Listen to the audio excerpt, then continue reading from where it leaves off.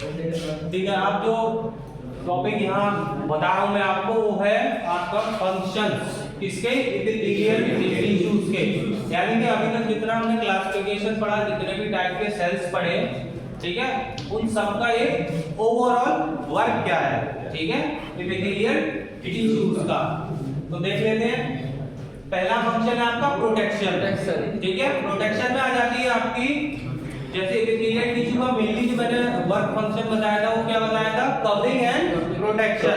तो स्किन जो है आपकी पूरी बॉडी को क्या करती है, कवर करती है और प्रोटेक्ट भी करती है।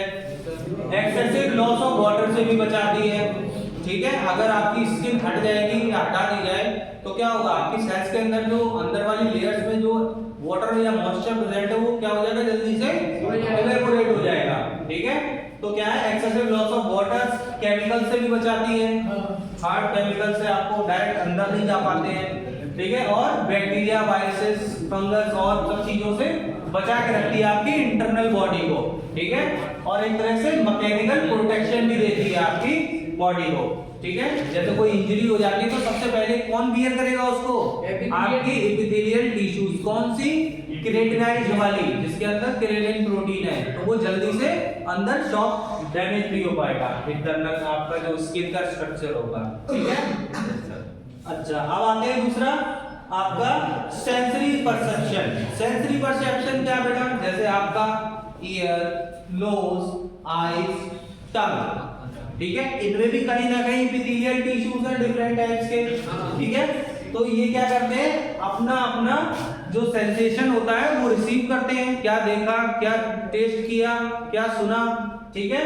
तो वो सारी चीजों को वो कलेक्ट करके, रिसीव करके, सेंसरी इंपल्स बना के उसको कहाँ दे देते हैं, नर्वस सिस्टम में दे देते हैं, आपके ब्रेन के लिए। फिर आपका ब्रेन डिसाइड करता है कि हाँ मुझे ये चीज खानी है या देखनी है कि नहीं, ठीक है। आगे बात समझ में, या ये चीज गर्म है, ठंडी है, छूनी है कि नहीं छूनी है, होता है नहीं होता ऐसा, ठीक है। तो वही सेंसरी परसेप्शन हो गए आपके, ठीक है। तो ये कहाँ होते हैं आपके, मेनली एपिथेलियल टिश्यूज से अटैच रहते हैं, ठीक है।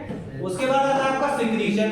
जैसे कि अभी हमने प्रीवियस लेक्चर में पढ़ा था, आपका सिक्रीशन का काम किसका होता था, आपके ग्लैंडुलर एपिथेलियल टिश्यूज का।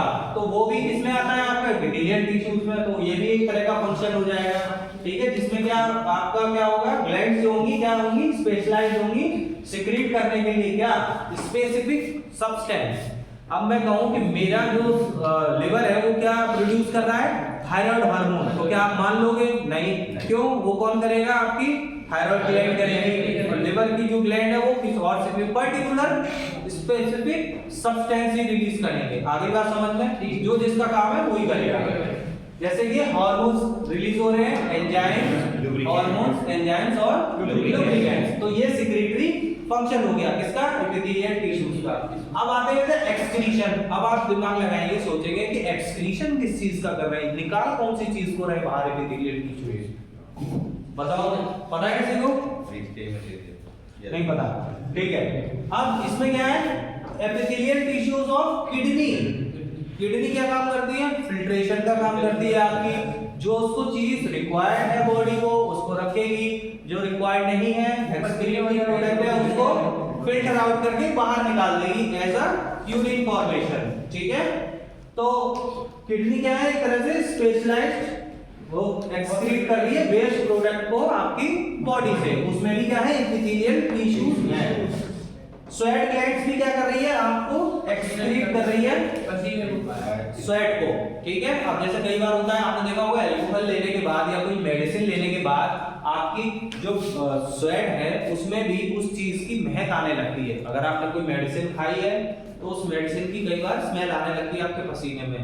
ऐसे ही आपने अगर अल्कोहल लिया है तो आप कितना भी बचना चाहें, लेकिन आपका जो स्वेट होगा उसमें भी क्या होने लगेगी, एक तरह से अल्कोहल की स्मेल आने लग जाएगी, ठीक है, क्योंकि इवेपोरेट होता है ना वो, इस वजह से।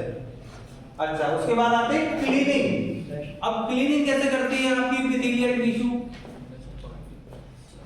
जैसे कि मान लीजिए डस्ट पार्टिकल हो गए आपके, क्या चीज, डस्ट पार्टिकल हो गए, या बाहर से फॉरेन बॉडीज कुछ बाहर से अंदर चला गया, कहां चला गया, that enter the air passage, कहाँ आपके एयर पैसेज। भाई हमारी नाक पे कंट्रोल तो है नहीं, भले उसमें हेयर्स लगे हुए हैं, थोड़ा म्यूकस लगा हुआ है, लेकिन फिर भी कुछ चीजें आपकी नोज के अंदर जा सकती हैं। तो वो क्या होता है, वहां कौन से एपिथेलियल टिश्यूज थे आपके, सीलिएटेड।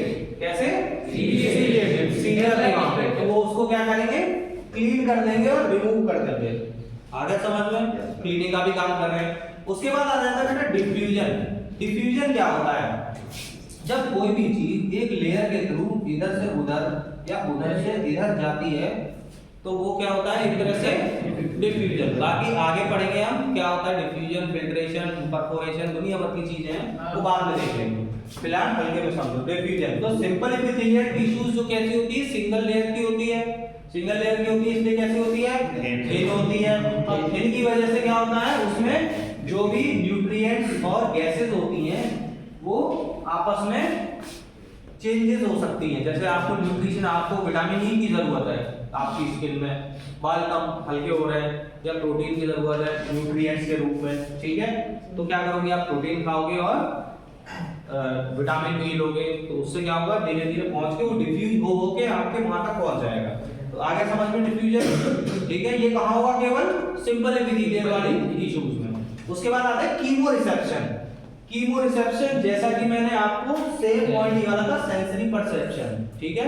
लेकिन इसमें क्या दे दिया है, गैस्ट्रोरेसेप्टरी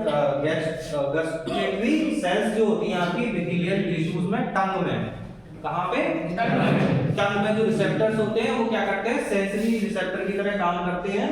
तो ये क्या रिएक्ट करते हैं, केमिकल सब्सटेंस को लेकर, टेस्ट का काम तो है ही है इनका, और जो केमिकल्स आप टेस्ट करते हो उसके लिए भी ये वो करते हैं, ठीक है, सेंस करते हैं, ठीक है।